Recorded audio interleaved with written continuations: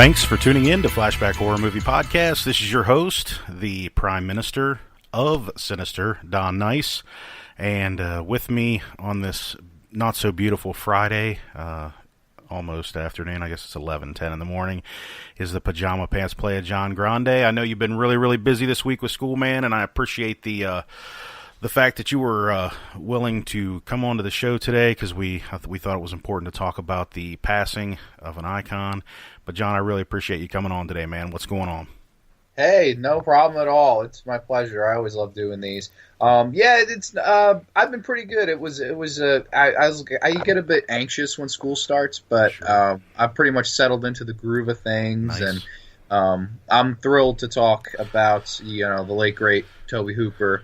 Cool. And go through some of his films, because he honestly he's one guy, like, do I consider him as good as a Carpenter, as good as a Craven, as good as a Romero? Not really, but I always do mention his name with theirs, which is weird, because you wouldn't, you're like, well, who's better, Craven or Hooper? Well, Craven's better, but sure, you know what I mean? Sure. It's just one of those things where I always considered him a master of horror, even though there's probably only a few, select movies that I really, really love from him. Yeah. So, but I'm thrilled to be talking about him, because I think he's got an interesting career. Yeah, absolutely. Me too. Yeah, I'm excited too. I know, we both have been pretty busy this week. I had a chance to sit down. I ordered the Arrow Films release of The Slayer. Have you ever seen that movie? I have not, but it looked very interesting, and I loved anything Arrow does, man. Yeah. They always just nail the cover art, man, don't they? Oh, they do, yeah, absolutely. And they put all the extras on, and they go the extra mile, kind of like Scream Factory, for England. I hate to say that because Arrow was out first, but you know where I'm coming from. I do have to tell you, though, this movie, I've never seen it, which is really, really interesting, with my background, because this movie, it is very hard to classify, man. This movie is slasher, supernatural at the same time. And I will say that, first of all, Arrow knocked it out of the park. The movie looks amazing. I mean, it really does. It looks like a movie that was made last year. I mean, other than, like, the fashion and things. And it was made in 1981, I believe. But it's about a group of friends who go to this remote island for a vacation, and somebody starts picking them off one by one. And I won't get into too much detail, but there are times, like I said, the movie looks really, really good. You couldn't ask for a better looking movie, I'll tell you right now. But at times in this movie, it's really engaging, and it's really, really interesting. And at times it's really, really bad. The acting is bad, and I'm trying to remember. There's a situation where they're flying. Where they're flying is to an island, and to take this vacation. And the girl and her boyfriend are sitting there, and the girl says, she's looking all nervous, and the boyfriends are like, "Are you okay?" And she says, "Well, you know me and airplanes." And he's like, "Well, you fly all the time." She said, "Yeah, but not in one this size." And I'm like, "What? That's the most ridiculous thing I've ever heard. You know me and airplanes, but I fly on them all the time."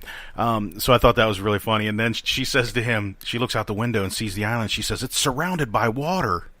And he says, "Yeah, that's what an island is." But I just, there are times when you have that kind of stuff. And then there are times when, it's really not that bad, And I'll tell you what, to be honest with you, it's up in the middle of the pack for the early 80s, slasher type movies. It's not as bad as some of the really, really bad ones. It's nowhere near a Halloween, or not even a Friday the 13th or anything like that, but it's definitely middle of the pack.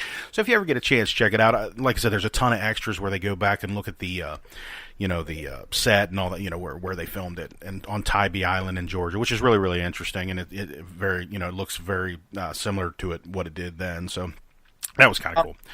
But yeah. How much did you get it for? I pre-ordered it on Amazon, and I only paid like $22 for it. Which, that's a steal. Yeah, man. So I mean, if you order it from them with shipping and all that kind of stuff, it's going to cost you $25, $28 or something like that. So, and I got it the day it came out, which is really cool. So, but yeah, so awesome, man. Yeah. Have you ever seen? This makes me think of, I don't know who released it, but the film called Blood Rage from the late '80s. Oh yes, yeah, I own that movie. Yeah. That's another. Did you get the new release of it? Yes, I did. Fantastic who released it? Arrow released it. Oh, it was Arrow again? Oh, Yeah, okay. yep. I was thinking it was Arrow, but like I wasn't positive. But dude, I love that one too, man. Yeah. I had that. I was gonna order that, but then I saw it on my Amazon Prime, and I was like, oh man, I got it for free. So I Right. streamed it and watched it. Right. Man, that's a great movie Sure. too. You know, I like in these movies, those two movies, you know, I think they're very, very similar in, you know, in the way that they were made and the way that they look and things like that. You know, like I said, middle of the pack. You know, it also reminds me of, it's a little better acting-wise than the Mutilator. If you've ever seen that. That's another Arrow films release that they just did in the last year or so. But yeah, all three of those movies, like I said, those are very, very similar type movies, and I think that that's kind of where they're going. You know, it seems like these companies are kind of going away from the big name stuff because you know it's already been done 37 times. You know what I mean? So they're trying to find those little gems. You know, but Yeah, like how many times could they release Evil Dead on Blu-ray? Like, man, I remember back in the day, probably before you were born, trying to get all those Evil Dead released from Anchor Bay. You know what I mean? Oh my gosh, it was amazing. it's insane, man. I like that they do that with some of the obscure titles because sometimes you strike gold. Sure. Like sure. I'd never seen Blood Rage until I stumbled upon it one night on Amazon Prime, and I was like, "Oh man, this sounds interesting." You know, twin brothers, and I put it on. And I was like, "Oh my god, this is fantastic!" You know, because you got tons of nudity, tons of bad acting, tons of gore. I mean, the gore in that movie is great. Yeah, it really is. Yeah, I agree. Yeah, it's a lot of fun. Yeah, it's you know, the cheese sometimes makes the movie. You know what I mean? And I think, you know, that one in particular is one that really, you know, it sets it a little bit apart from all the other ones for sure. Yeah. You know, it's funny because that's another one that I never saw till I got it on Blu-ray, as with the Mutilator. So that's pretty interesting, and that's what I love about Arrow. Unfortunately, not all their releases, are you can watch over here unless you have a region-free Blu-ray player, which I do not, if you can believe that. But I don't either. Yeah, that sucks. But it does suck. I need to just break down and buy one, but you know how it goes. Anyways, I guess we should. If you haven't seen anything or anything you want to talk about, I know we were talking about The Possession a little bit before we started the show. I don't know if there's anything else you want to talk about. If not, we can move on and get right into it. I think we will, but also, like, this gives me the idea, man. We should do like a slasher show, like just exclusive. I feel like we never done like a show exclusive to slashers. Yeah, I feel like the fans would like that, and I think it would be a great topic of conversation for sure. Because I know you're like the biggest slasher boy ever. Absolutely, man. I'm down to do that. That sounds like a lot of fun to me. Yeah, we'll definitely figure out. Maybe that'll be one of the next couple shows we do for sure. Totally, for sure. Man. I'm totally down to do that. All right. Well, cool. That sounds good to me, man. I sink my teeth right into that. It won't take much, I guess. Yeah, definitely. But, anyways, so what's kind of your childhood memories growing up? What makes you when you hear the name Tobe Hooper? I mean, I know the answer to this, and I'm sure anybody who listens to this show does too. But talk to us about it. When you hear the name Tobe Hooper, what do you think? Well, I mean, I think, like you said, everybody's going to think Texas Chainsaw Massacre, sure. And that's perfectly okay because it is honestly my second favorite horror movie of all time, and it's honestly, I think when it comes to being a serious horror film, it may be the best. Like, it really, like, I could totally see somebody saying that's my favorite, and honestly, I can't argue with that. I think it's a phenomenal film. And he went on to make some good ones after it. I really like Salem's Lot, his effort, the Stephen King adaptation. Sure. I've always liked that one. I've always liked The Fun House a lot. But you know, to be honest, it's just, I'll never forget when I first watched the Texas Chainsaw Massacre. Yeah. And you had the last scene was what always kind of stuck with me in that movie where Marilyn Burns jumps in the car and she gets away from Leatherface and she's screaming and laughing and crying, it seems like. Mm-hmm. And Leatherface, holds up that chainsaw, does his dance. And I remember seeing that. I don't know what age I was. I was young, but I just remember being like, that was some powerful stuff. Absolutely. And it's not, that movie is one of the few horror movies that doesn't rely on any cheese or comedy. Like, it's just straight up, in your face. it's in your face, man. It's hardcore. It does not apologize for its grittiness, its exploitation factors. Sure. It's great characters that some I've heard people say they're over the top. I don't agree at all. I think they are dead on. Like I don't think Jim Seedow could have been any better, man. The look of that guy, Right. he looked like a creep. He did. He really did. Yeah. Like a pedophile. You know what I mean? Yeah. Oh, and that's it helps in the long run. And then the same thing with the Hitchhiker. We would talk about Edwin Neal in the last episode. You know how much I love his performance. And then of course Gunnar Hansen as Leatherface. And I always liked the kids too. Paul A. Partain, Marilyn Burns. What's the Alan Danziger, I believe. Yep. Terry McMinn. I liked all the kids, man. I think it's honestly the perfect, like it's the perfect, like if you were to capsule 5 or 6 horror films to show to people 200 years from now, this would be one of those films in there. And I think it's one of the greatest horror movies of all time. I think Texas Chainsaw is just legendary. Yeah, I agree. I think this would be a good time. I'm going to go ahead and play the trailer just because I think Toby deserves us to play it. So, Totally. yeah, I'm going to go ahead and do that right now, and then we'll get back at it. What happened was true.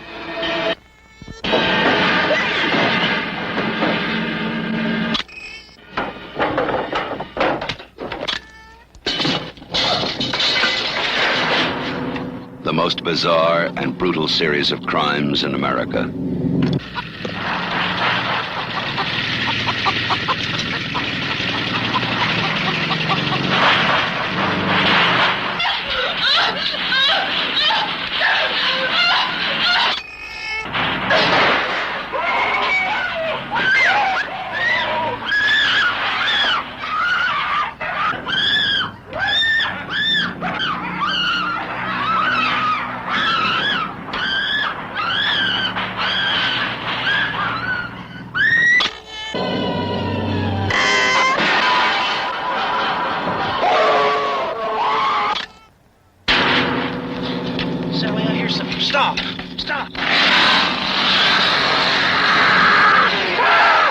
This is the movie that is just as real, just as close,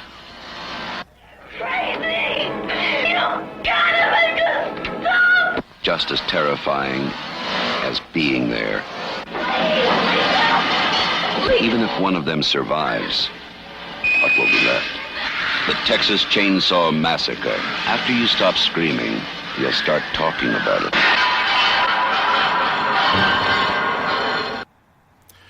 Yeah, that's man, that trailer, you can't see anything obviously, but man, that trailer's scary, isn't it? It just it seems like a lot of chaos going on. And talking about, your memories of it, I remember the first time I ever heard about and or seen this movie. And I can tell you, I know I remember it like it was yesterday. I was in the 6th grade, okay?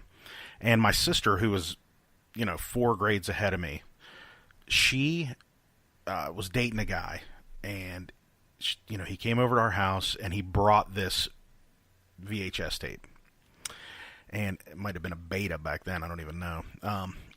But I remember my mom said, you need to go to bed because I was too young to watch it, according to her. Plus, actually, it was really more about she didn't want me bothering my sister and her boyfriend is really what it was. But anyways, my bedroom was right off of the living room, and I remember opening the door just a crack so I could watch the movie through the crack in the door. And I can't. Oh, that's awesome. Isn't that a cool memory? But I remember thinking to myself at the time, you got to stop watching this. You have to, because you're not going to be able to sleep. You know what I mean? You're not going to be able to turn the lights off. I remember thinking that, and it scared the living bejesus out of me. So, that was the first time I had heard about the movie, but I had never seen it. So that was the first time I remember laying my eyes on this. And I remember it being just like that trailer was to me, because I was watching snippets here and there. You know what I mean? I would watch and not watch and then watch. So it was like a lot of chaos going on. You know what I mean? And this movie is all about chaos, I think. Don't you think? Absolutely. Yeah, there's a lot of chaos going on. So, I remember, Paul Partain was, super annoying, and I remember the dinner scene, where they're all sitting around the table with Grandpa, and I remember thinking, holy shit, what am I watching, as a sixth grader. So that's how my memory, every time I think of this movie, that's what comes to my mind, you know what I mean? So not the later viewings, you know what I mean? It was definitely that first time I ever laid eyes on it. And I think that the more that I've seen it, obviously I've come to appreciate it a lot more. And I've come to realize how this movie really started something in 1974, and this movie came on the heels of the Manson murders and things like that, and I think that's kind of what Tobe Hooper was going for, that kind of realistic, I think we realized when those things happened how people were much more scarier than our imaginations could ever be, So like I said, that's kind of what I remember about this movie, and I think that's one of the things that makes me love it so much, for sure. Obviously, it's a classic too. So, and it's definitely well made, and it definitely did its job. But that memory, you really can't beat that memory for me. So. You can. It's a perfect movie. It really is. Like, and I saw it in 35 millimeter. I had the privilege to see it a few months ago, 35 millimeter. Yeah.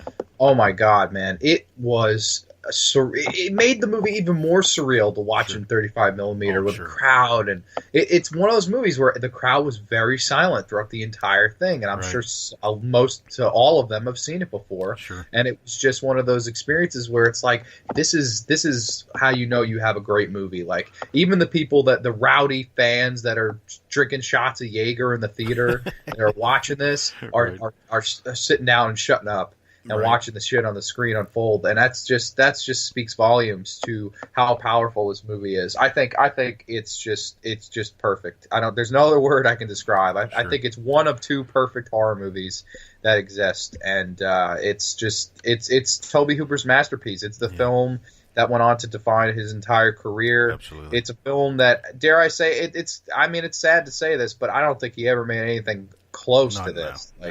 All. We talked about that a couple episodes ago. I think that really, and I don't want to say it hurt him, but I don't know what other word to use. It really hurt his career that the first movie he ever made. I guess it could have helped him in a certain way also, but critically, he just never ever brought his A game, like people were expecting, and I think that this movie, being the first one that he did and having the effect on people that it did, it's really hard to break out of that, for sure. But I agree. Yeah, I don't know how serious he ever got about making, mainstream movies or non-genre movies or wanted to be, but I don't think it was possible after this being your first movie. So. Yeah, he was dead in the water. He was typecast for sure. But the problem was, I don't know how much he was really trying to say with the Texas Chainsaw Massacre. Right. Yeah, that's one thing with Tobe Hooper, like with Carpenter, with Romero, we always know that there's some kind of underlying message or theme or something that they're trying to say. With this movie, with the Funhouse, there's not. I don't think he's trying to say anything. I think he's just trying to make an entertaining movie. Yeah, I would agree. That's what I get with Hooper. He's never trying to say anything. Yeah, maybe that's what kept. You know what I mean? Maybe that's what kept him from being as big as he could have been. You know what I mean? I don't know, but you're right. You watch a Carpenter movie, you know what's going on. You watch a Romero movie, you know what they're trying to say. But with Tobe Hooper, I think he's just saying boo. You know what I mean? I think he's just trying to scare the shit out of you. But I guess that should lead us into our next movie, Eaten Alive. I'm going to go ahead and play the trailer for that too. What the hell? Let's see how that goes.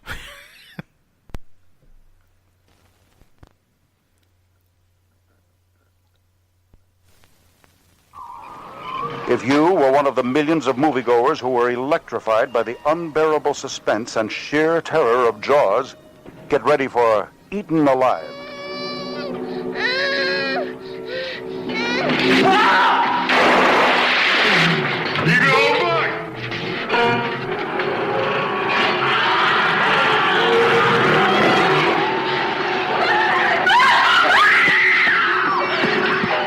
Created by Tobe Hooper, maker of the screen sensation The Texas Chainsaw Massacre, Marty Rustin presents a new horror classic, Eaten Alive. Into this house of terror comes a handful of unsuspecting innocents. Hello? What happens to these people in Eaten Alive will give you the most chilling, terrifying 90 minutes you ever spent in a theater. No.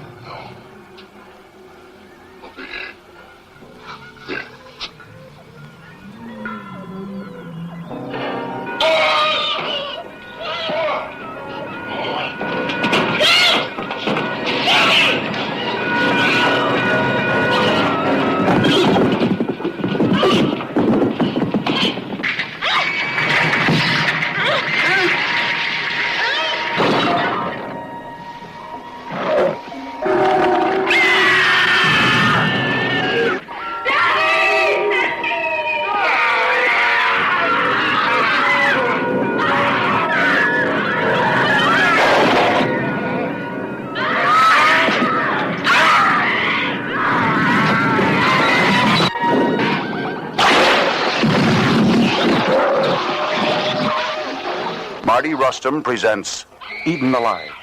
Mel Ferrer, Carolyn Jones, Stuart Whitman, Neville Brand. Get ready for Eaten Alive, a new horror classic.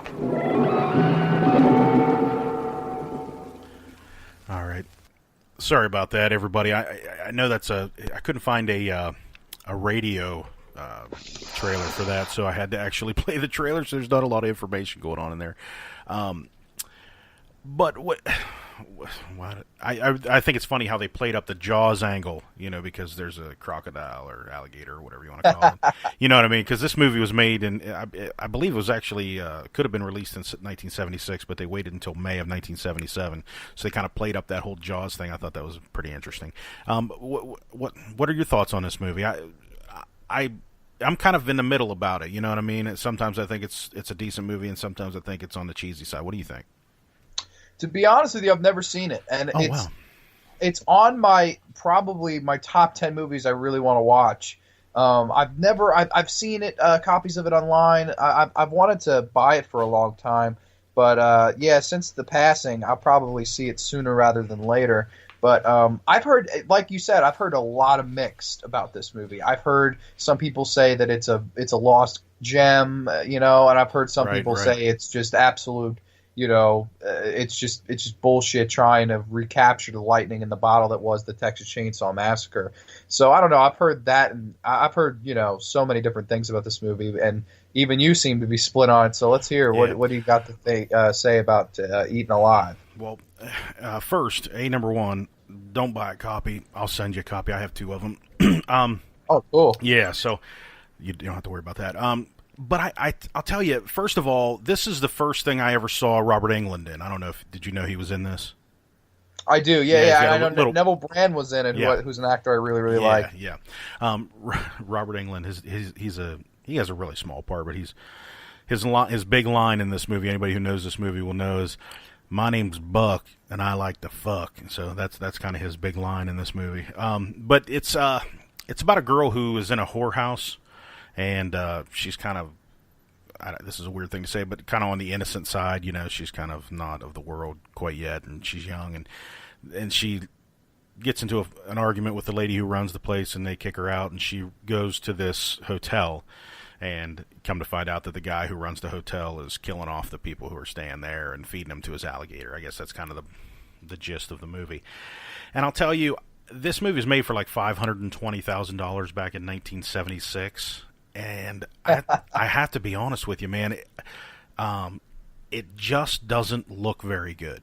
It looks okay, but you can tell that it was very, very cheaply made.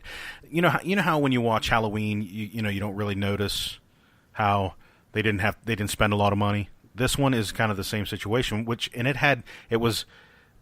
it had a much higher budget. It had, $220,000 more than Halloween, and it just doesn't look quite as good. I don't really like to get into that kind of stuff because it's, some people that doesn't matter.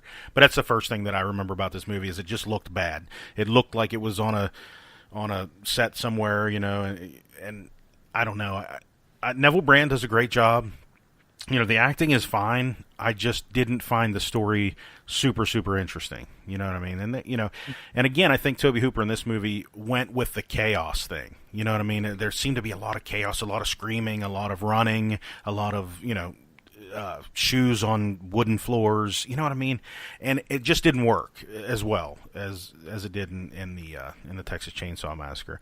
I definitely don't want to make anybody think they shouldn't check this movie out, because, you know, if you look at someone throughout their career, this movie deserves to be looked at, you know, through the arc of his career. But I just don't think it's up to snuff, you know. And again, maybe it's all because we base it on the Texas Chainsaw Massacre. I don't know. I thought it was a decent movie, but it definitely isn't one that I would consider, you know, in his top, you know, 7 or 8 movies. Let's just put it that way. It's you know, it's the Texas Chainsaw Massacre is just such a tough act to follow. Right. That even I was reading about this movie last night because I knew this was the one I had to prepare for the most that I hadn't seen. I think most of his stuff after this, I think almost all of it I've seen. He had a good cast, and it seemed like he tried to do the same thing again, and he took time. It's not like it was the next 9 months later he made the sequel, or 9 months later he made a movie that was very similar. He waited 2-3 years, right? So you would think that the time off and of all the the fame that Texas Chainsaw had, but it's just proof, man. I've heard a lot of people say it's an underrated gem. A lot of people say it's terrible. I just think it's proof that you can't recapture what that movie was. That it's just that movie. I truly believe that Texas Chainsaw Massacre, like the actors, the atmosphere, the feel, the look, all of that was just right timing, right place, right time. Right. It just was like I think if you had tried the same thing 10 years later with the same people, I don't know if it would have worked. Right. Because all the looks and what they're wearing, like what Terry McMinn's wearing, or I guess what she's not wearing, right? Sure. Right. Yeah, exactly. Right. I mean, it's just I could literally tell you what they're all wearing. What other movies can you say that for? Yeah. Yep. Yeah. You're absolutely right. But it still looks like she pulled it out of her own drawer that day. You know what I'm saying? It's pretty interesting. Yeah, and I did forget to mention that that Marilyn Burns is in Eaten Alive. Also, yes, she has a part in that. Maybe people will want to watch it for that reason too. Also, Mel Ferrer's in it. I don't want to shortchange this movie. I'm not trying to knock it for sure. But yeah, I totally agree with you. I think that after Texas Chainsaw Massacre, which this movie was. Just a couple years later. I mean, literally 2 years later, I believe. So, yeah, 70, right? Texas Chainsaw was 74, right? Yeah, and then this you said was finished in 76, didn't get released till 77. Right. So, I don't know, and I just think that, and I think this is going to be a common theme from here on out, don't you? With his other works? Well, that's the unfortunate thing. Yeah. But it's like how do you? There's only one movie, in my opinion, that's better than the Texas Chainsaw Massacre in the whole genre. Right. So it's hard to. Right. It's like you're comparing apples and oranges here. It's not. You know what I mean? Like it's very difficult. So I kind of, other than this movie, I think I'd look at the rest of his filmography or most of it as its own thing. You know what I mean? Like Eaten Alive, I understand because it was the follow-up and it was so similar. Right. But I haven't seen it, so I really can't give my whole 2 cents. Gotcha. But I mean, I think I've heard it. I don't think I'm going to see it. It's going to blow me away to the point where I'm like, okay, it's better than Texas. You know what I mean? Right. Right. That's not going to happen. I may like it more than some. I may say, oh, it is an underrated gem and good movie, but that remains to be seen. But yeah, I agree. It's going to probably be a following theme coming up. Yeah. Yeah. Okay. Well, moving on. He also did a movie, which we're not going to talk much about. He did a movie called The Dark. Have you ever heard of The Dark? Yes, he was replaced on it, right? Yeah, yes, that's correct. So he didn't get a lot of credit for the movie, but I find it interesting. I had this on VHS back in the day, and it was another I don't know. It seemed like a lot of chaos. You know what I mean? So I don't know. I just find it interesting that maybe that's kind of his thing, is the whole chaos factor, until a little bit later here, and we'll kind of get into that. But after that, the next thing he did was Salem's Lot, and I'll go ahead and play a trailer for that real quick. Sweet. Do you believe a thing can be inherently evil? The Marston House, for instance.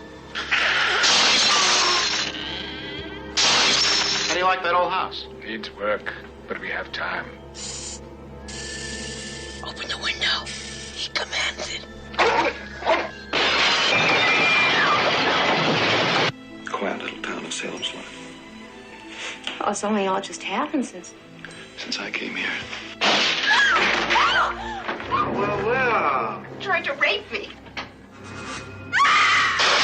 The vampires are creating vampires. Hey, this thing is moving. Yeah, you know, I walked through the valley of the shadow of death. Bill! Where are you, Benny, darling? Mr. Barlow is on a buying trip, but the moment he arrives, you'll enjoy Mr. Barlow. And he'll enjoy you. All right. So, this movie gave me nightmares. How about you? I totally agree. I think this is a terrifying movie, man. And I've always felt that way. I think it's really, really good stuff. Yeah, absolutely. That scene where the brothers clawing at the window, you know what I mean? Oh man, yeah, it's in the middle of the night, and he's like God. scratching on the window. Yeah. Oh man, this is a great movie. If any like horror filmmaker up and comer wants to watch a movie and see how atmosphere is done, Sure. watch this. It has got a great atmosphere to it, man. Absolutely. Like the atmosphere is almost better than anything else in the movie. Right, absolutely. Yeah. You know, the one thing that I really, that's the one thing that Stephen King does well in his books. You know, I'm not sure how much of a Stephen King reader you are, but that's one thing he does well in his books. But the other thing Stephen King does really well, and Tobe Hooper did it really well, is even though this movie is set from the point of view of Ben Mears, who's an older guy, his movies and his books have this thing about kids all the time. You know, you think about It, you think about Stand By Me, you think about this. It's all about being a kid, and it's all about imagination. And that's one of the things that I loved about this movie is that's what this movie reminds me of my childhood. You know what I mean? About I think the way that the movie flows is how I thought as a child, and that's one of the reasons that I thought it was so scary. I agree. I think it's a movie where there's just so many good, memorable scenes, and like, does it run a bit long? Yeah, but it was a TV miniseries, so like, it's not right. You can turn it all. Honestly, this is one movie where I don't ever really normally do this, but like, I may watch half of it and then the other half the next night or a couple nights later. Right. Like, this is a movie I can cut in half personally. Right. Sure. But I really like the opening where they're unloading this truck into the house. These two like movers, yes. And like it is just such a scary scene, man. It's just like they're both like kind of unsure on what they should do, and they're like, "You want to go down that basement?" It's like, "Oh." And they end up throwing the chains down there or whatever what they were supposed to unload. And they just run back. Just run out. Yeah. Away. Yeah. I just remember being so relieved. I was like, "Oh my god, thank God these guys didn't go down the basement." I couldn't handle it. And I didn't see this movie till I mean maybe I was 13 or 14, but I remember being so anxious when I goddamn saw that, man. I was like, "Oh my god, this was." Yeah, it set the tone. That scene in particular set the tone for this movie. And another scene that really, really scared me, and maybe you'll agree, maybe you won't, is when Ben is looking through the house and he goes upstairs and opens up the door, and Jeffrey Lewis is sitting in the chair, rocking back and forth as a vampire, and his eyes are glowing. Oh, man, I remember as a kid. I mean, it made me not want to go upstairs to my bedroom, kind of a deal. You know what I'm saying? Because there, Jeffrey Lewis might be sitting in that chair up there. That and it's funny because I bet you I've only seen this movie maybe 4 or 5 times in my life, and I saw it. Man, I don't want to say that. I saw it pretty close to when it originally came out. Let's just put it that way. Maybe a few years after, on home video, and it's still, it stays with you. You know what I mean? And I think the only reason I haven't watched it more is because it is so long, because it was a miniseries. But it's a movie that I remember as a child being just super, super afraid of. You know what I mean? And it probably was one of the first movies that really gave me my love of the genre after seeing Friday the 13th and things like that. You know what I mean? It really, really is something that sticks with me. And those are stories like if I'm talking to my kids or something, I'll tell them about, the scenes in Salem's Lot. So it definitely, it holds a special place in my heart. And what I think is a travesty is that people who don't know things about the horror genre like we do, they probably don't even know Tobe Hooper directed this. What do you think? I mean, it doesn't scream Tobe Hooper because at this time, Tobe Hooper was known as exploitation. Right. So when this movie came around, atmospheric vampire, horror film, it just doesn't scream Tobe Hooper. It honestly, this is more known as a Stephen King adaptation. It honestly, I feel like a lot of fans could tell you it could have been made by Joe Blow. It's the Stephen King element. But I disagree. I think this is Hooper's probably one of his better movies. I don't know if I'd put this at number 2 of my favorite Hooper films, but it's up there, man. I really like this movie a lot. I think David Soul, James Mason, 2 really good veteran actors. Like you said, Jeffrey Lewis. You got a really good cast in this movie. Yeah. And I don't grow bored of it like most. Like, the only reason I would cut it in half, like I said, was just for time. Length, yeah. Like, if I got to go to bed, if I got work or something like that, I have no problem saying, all right, I'll see it. Because there's actually a point where I believe it cuts in half and it says, like, to be continued on the version I have. I think I have, like, a bootleg version of it. And I usually go, okay, you know what, I'll continue it another night. Because I think it was a 2-part TV miniseries that was played. Was it one weekend after another, or was it one night after another? Oh man, that's a good question. I don't know. That's a good question. Knowing the day, it might have been the very next night is what I'm guessing. Kind of like oh geez, no, I'm drawing a blank. Anyways, yeah, that's how they used to do it. Nowadays they'll do like a serial. They'll have 3 or 4 Mondays or something like that. Back then it was immediately the day after. So that's what I'm guessing that it was. But yeah, I mean, you're talking about David Soul and James Mason, and Lance Kerwin also, who played Mark. He was huge back then. I know he was probably the worst actor there, but for somebody from my generation, Lance Kerwin was a big deal because he did these things all the time. You know what I mean? So I don't know. Again, like I said, he was probably the worst actor there, but having him in it and for my generation was kind of a big deal. It'd be like, I don't know. I don't want to say, like some big name. I don't know anybody on TV anymore, but some big name from TV being in a, kid wise, being in a show now is kind of like having Lance Kerwin on there. And, another thing too is Bonnie Bedelia was in this, who played, in Die Hard. She was John McClane's wife, and she was, she was really, really good looking, and she was really, Plus, George Zunza was in this, if anybody knows who that is. So this cast is really, really good.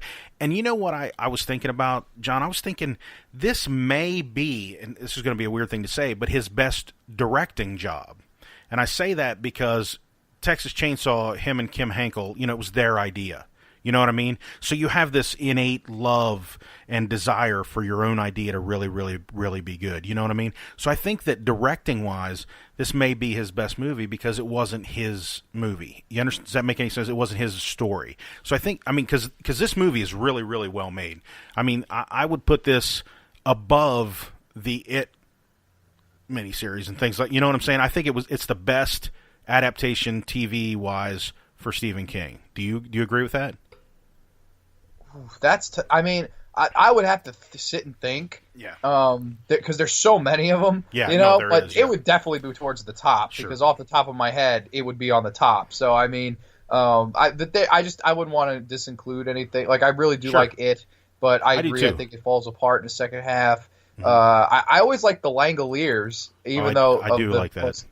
The god awful effects in that, but it is a good movie if you can get past that, and it does have that grungy early '90s feel. You're but right. I think you make a good point with. I think this maybe I agree that where it's Hooper's. I think it's his best movie that he was hired as a director to do. Sure. Like he had nothing to do with the story or plot elements, but he just came to the dance and just delivered, man. I think this is a really good directing job by Tobe Hooper. I'd probably say this is my number 2 favorite Tobe Hooper film. Cool. Yeah, I mean, it's funny, we talk about how after Texas Chainsaw he kind of fell off, but man, there are a few of these movies that I just really, really love, and again, maybe it's it's a nostalgia thing, but Salem's Lot is definitely one of them. And I think for me, the next movie we're going to talk about, I think it's one too, and I'll go ahead and play the trailer for that. face the challenge of the funhouse.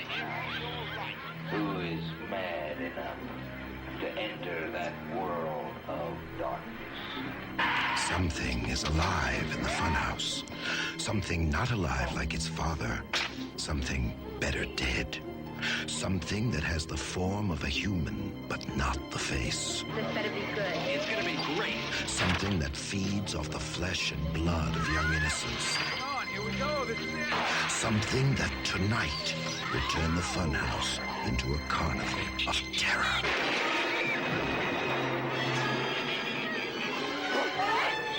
I don't know what that thing is. We're gonna find out. I just want to get the hell out of here.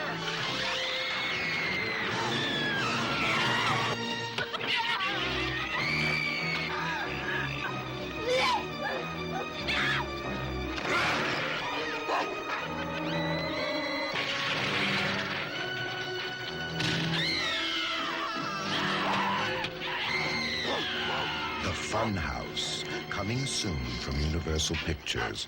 The Funhouse. It's a carnival of terror from Tobe Hooper, the director who terrified you with the Texas Chainsaw Massacre. All right, and obviously that's the Funhouse by Tobe Hooper, directed by Tobe Hooper. This is a movie that, again, it has a special place for me, and you know, if you're a fan of this movie, if you've seen this movie, you know that the very beginning of this movie is just a total homage to a couple things. First one is Psycho, and the other one is Halloween, and you know the whole thing about having a slasher movie set at you know, like an amusement park, or in this case a fun house or a fair or something like that, has always interested me for some reason. Do I think that this is you know, I don't know how to put it, like a really well made movie with a really good story? No, of course not. I mean, I feel like it could have been done better, but I love Tobe Hooper's version of what this movie is. When did you see this movie? Is this something that you saw early in your horror movie watching career? Yes, probably. I think I watched this one late night on AMC one night. They had it on, and it was probably 2 o'clock in the morning, and I was like, I read the synopsis, and I was like, oh man, I was like, I gotta see this. And then only when I was watching the opening title scenes that I saw Tobe Hooper was the director, and I was like, oh my god, you know, this is wow, this is going to be really cool, you know. This is his attempt at this whole slasher craze, because it came out right in the middle, or towards, you know, or probably right in the middle of the slasher craze. Yeah. But yeah, man, I saw this one young, and I always really enjoyed it. I think it's cool. a good flick. Cool. Yeah, you know, first of all, and you know, I loved Elizabeth Berridge in this movie. I don't know why, because she's not super attractive, but I don't. Maybe it was because I was so young. I probably saw this maybe when I was 10 years old, 11 years old, maybe. So yeah, it was, you know, it was really early for me. And I don't know. Maybe she seemed like I don't know. Maybe she seemed like somebody I knew or something. But I've always found her super attractive. Probably one of the first sets of boobs I ever saw. You know what I mean? Or I remember seeing, let's just put it that way, in this movie, you know, when her brother's, you know, acting like he's stabbing her in the shower, you know. But I found that even though, and I find this really interesting, even though she did that nude scene pretty early in this movie, I never, ever thought it took away from her innocence. You know what I'm saying? Does that make any sense? She always seemed like a very innocent character in this movie. Do you agree with that? Yeah, definitely. Yeah, and so I found, and maybe that's part of the reason that I found myself as I don't know, adolescent, being attracted to her, as she seemed like maybe somebody's sister, or you know what I mean, or something like that. But I thought she did a really good job in this movie, and I really like the fact that Tobe kind of, you know, he went from Texas Chainsaw and Eaten Alive to this, you know, pretty big production, you know, with CBS doing Salem's Lot, that he kind of went back to what he thought he was good at. You know what I mean? Even though he did a bang-up job on Salem's Lot, he kind of went back. And don't you find it interesting that that's kind of what these horror directors ended up doing, is trying to find people to make famous? And maybe that's saying something that I'm not thinking about. The fact that big names won't do these movies. But I think it's interesting that they all kind of find these people and kind of bring these performances out of them. What do you think about that? Well, that's the beauty of slasher films. I mean, you could pick and choose. You could cast the most good-looking women, and more times than not they do. Right. You can cast the most Abercrombie and Fitch looking males, right. and more times than not they do. But sometimes you catch that diamond in the rough. Sometimes you catch that star. And they go on to do stuff. Like with George Romero, he discovered Ed Harris. And with, Friday the 13th, Sean Cunningham, they discovered Kevin Bacon and Johnny Depp with Nightmare on Elm Street and so on and so forth. I mean, you could probably go through quite a few actors where, their first big role, their breakout role was with a horror film director. Like, and I think that's a great thing, it really, because it helps both parties, and that's why it's so effective. It makes the up and coming actor a bigger star, and it probably benefits the movie that the director's trying to make because of the star power. Right. So I think it's just a double positive. Yeah. Are you a fan of the antagonist in this movie? Well, first of all, I got to say, I'm going to draw a blank on his name. Let me see if I can look it up. But the father in this movie of the antagonist, man, that dude was a dick, wasn't he? I mean, I would have killed him too. You know what I mean? But I find it interesting. The first time we see him, he's messing around with this. I don't know what you'd call her, prostitute, whatever she is in the Carney family, and he's messing around with her. And I don't know. I found that very off-putting, but I think that's what they intended. You know what I mean? I don't know. I like how he attempted to make him likable as the bad guy, and then he kind of turned it on its tail and made him pretty bad. But I don't know. I find that pretty interesting about this movie. Do you feel one way or another about how he did that? I think the only thing that ever really has bugged me about this movie was that the killer is not just a normal guy. Like I know a lot of people go, oh well, it's different. It's like, yeah, it is, and I commend him for that, because at that time, it wasn't the in thing to do to be different. But I don't know. I was like, why does he have to be a creature? I don't know. Like I was kind of always like kind of in between on that, but. I think it's done really well. I like it more when he's wearing the mask. Oh, yeah. Like I felt it was more creepy and sinister. I honestly thought he never should have took the mask off. But I kind of agree then, with you. The creature effects and whatnot. So I know a lot of people.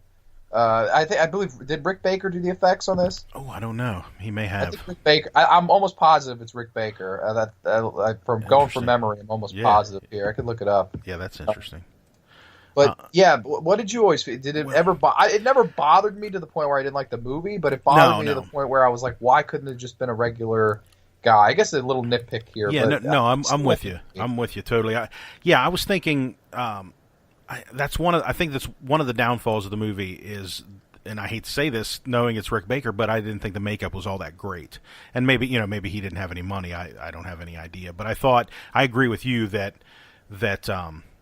she should have kept the Frankenstein, that I thought that was much, much scarier. Or maybe wait to the very, very end to reveal it or something like that. I don't know. I think the actors did such a great job that it made you realize, it took you away from the look. You know what I mean? You knew she was afraid of it, and that's what really mattered. But I don't know. Like I said, I do think I'm definitely nitpicking for sure. But, I really, I don't know how to put it. This is another one of those movies that if you are not, if you didn't find this movie at a certain time in your life, or you're not a Tobe Hooper fan, you're probably not going to enjoy this movie. Like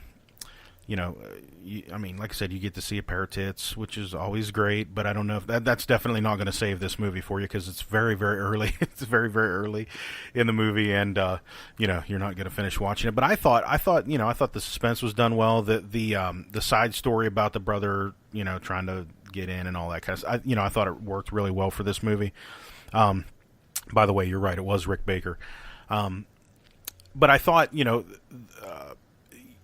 this movie kept a nice pace. I thought, sometimes if a movie doesn't keep a good pace, I'm not going to finish watching it. You know what I mean? And I thought that this movie kept a good pace. It was a decent slasher movie. It kind of, had some different twists and turns on the slasher genre, but I thought it worked well. And like I said, I really like this movie a lot. And I think if you have not seen this movie, you should definitely at least give it a shot. I mean, stream it, or I don't know if this is available on Amazon or not, but if you can find it that way, stream it, check it out. Maybe not go buy it, but those of you who do love it will go out and buy it. So that's kind of how I feel about it, for sure. Yeah, I know Shout Factory released this. Yes.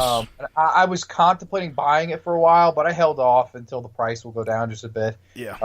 I'll eventually dip on it for sure, because I do like the movie a lot. I think for two things that really have always stood out is the scenes where they're just walking around the carnival towards the beginning. Yes. Like where they see that two-headed cow. Right.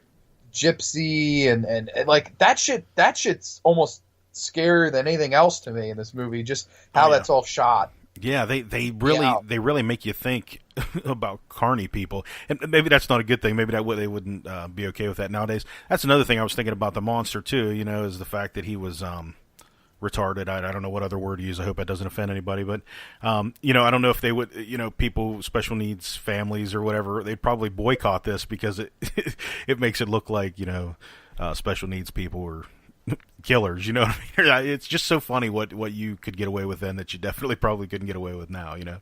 Oh, absolutely, with almost anything. I mean, Jesus Christ, any even something suggested you couldn't get away with now. It's just like they'll throw all the rocks at the glass house. Basically, I don't get it, but it's and I've always liked the darkness of it. I think it's a really dark movie. Like it's very not much lighting. I mean, the lighting in it's bare minimum. You know what I mean? Like it really is, and I always thought that helped create a good atmosphere. I think what I've realized, even going through these Tobe Hooper films, he's almost always got a good atmosphere, at least with his early efforts. I think maybe when we get later on, he loses that.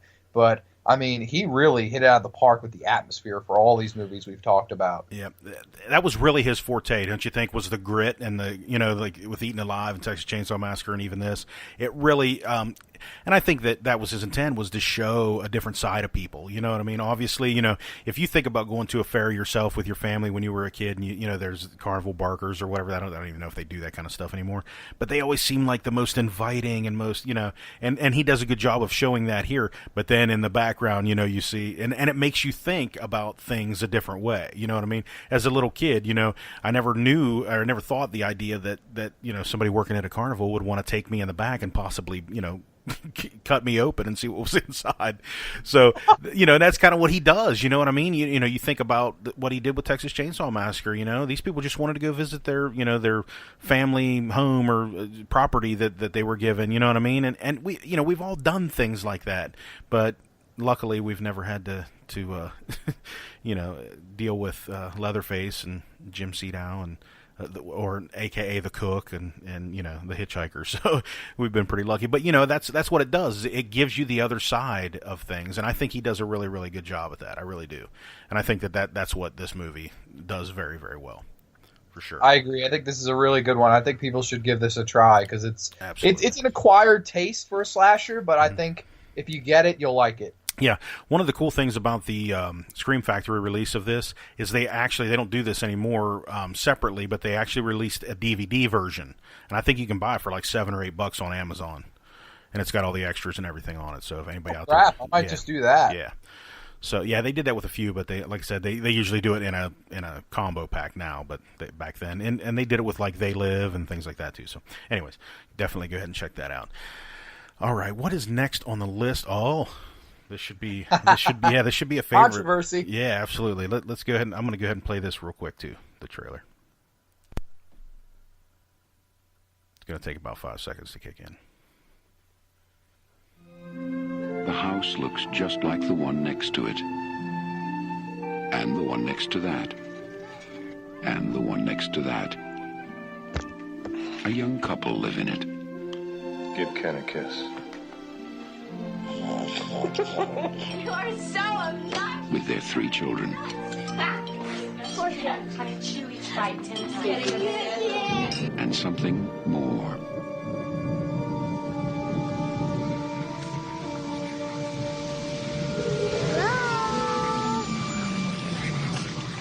They're here.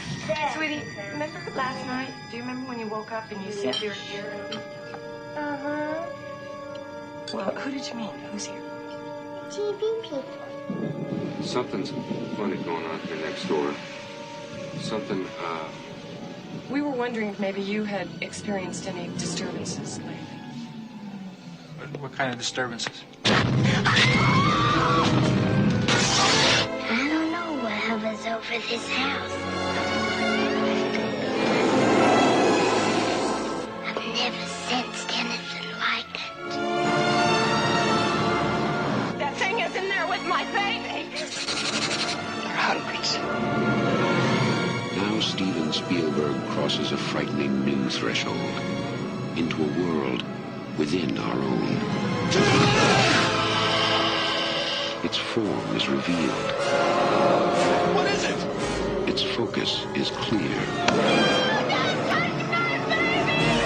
And the games are over.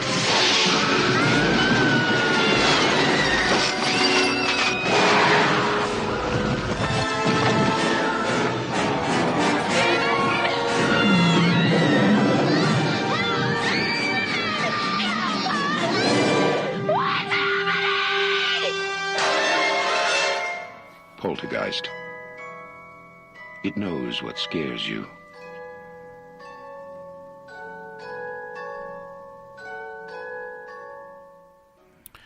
And that is the classic, for one reason or another, Poltergeist. Talk to me, man. Are you a fan of this movie? Believe it or not, I kind of think it's overrated. Okay. I like it. It's okay. It's a time waster, Yeah. but other than that, I really don't ever go back to rewatch this one. I would probably say one of my top 10 most overrated horror movies. I've never loved it like most. Yeah. I know what's weird. My parents really liked this one. Yeah. And I remember them showing it to me at a young age, and I was like, okay, it is what it is. I think what the problem is maybe it's not really hardcore enough for me.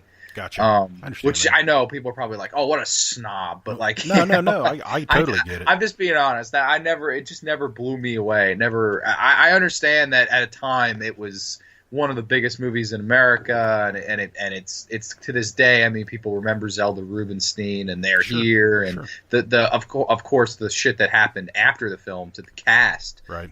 Or the girl that played the daughter, she was murdered before this movie was even released, I believe. Yeah, Dominic Dunn. Yeah. With all that stuff, I mean, I think that stuff is even actually more interesting than the movie itself. Right.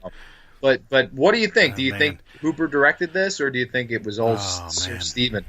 Well, I mean, it's hard to argue with the information that's out there. I mean, I think Steven Spielberg directed this movie totally. He didn't have his hands on the camera or anything like that, as far as I know. But I mean, I think that this is probably more his movie than anything, for sure. And I hate to say that because I want this to be. But if you watch this movie and you know anything about Steven Spielberg, this movie is totally Steven Spielberg. Exactly. And It looks like Steven Spielberg. Yeah. It's funny. Tobe Hooper, almost everything he did had a certain look to it.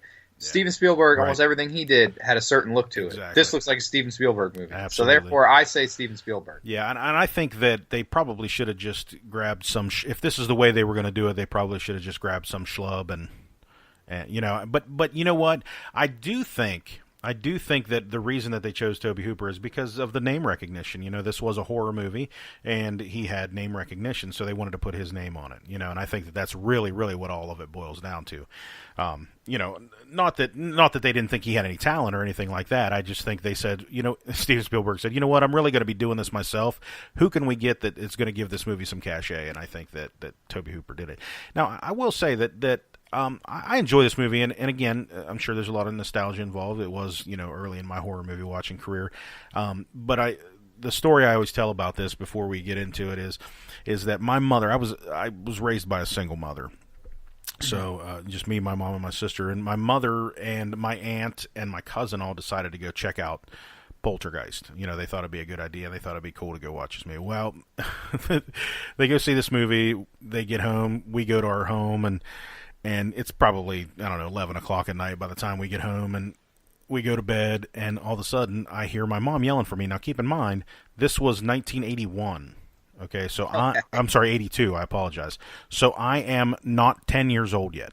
I'm literally 9 years old, and I hear my mom call me, and I run downstairs, you know, as a 9-year-old boy, and she said, "I'm hearing things down in the basement. Go see what it is." Oh shit! I swear to God, bro. I swear to God. She sent, you know, because I mean, understand, even at 9 years old, I was the man of the house. You know what I mean? Now, not that that's a good idea or that anyone should put that pressure on a 9-year-old boy. It just was what it was. So she said, she sends me down to the basement, you know, and I'm sure I'm crying, you know, as I'm walking down the stairs. But, you know, and it didn't take a minute or two. I mean, I took one step at a time, and, you know, anyways, so there was nothing down there. And my old house the house we lived in was a creepy son of a bitch. And, you know, half of it was dug out and half of it was basement. Anyway, so there was nothing there, but she kept hearing these noises. So we actually pack up all our shit and we go and stay at my uncle's house for the night. This is no joke. Come back to the house the next day to find out our cat had somehow crawled inside the wall and had kittens. And that's what she was hearing. But yeah, so that's my Weird. Yeah, that's my, and maybe that story is where, you know, some of the nostalgia comes from. But I really like this movie. I mean, I'm not a huge fan. I'm not, you know what I mean? I don't think this is, you know, top 100, you know, movies material or anything like that. But I love the cast. You know, Craig T. Nelson is fantastic. Jo Beth Williams, back then, total MILF. You know. Oh my God, her legs. Yeah, Jesus yeah. Christ. You know, and I thought it was really cool and interesting that they showed her and him smoking weed. You know what I mean? Because it wasn't, you know, I'm not speaking out of turn here. My mom's passed on. She's been gone for almost 8 years.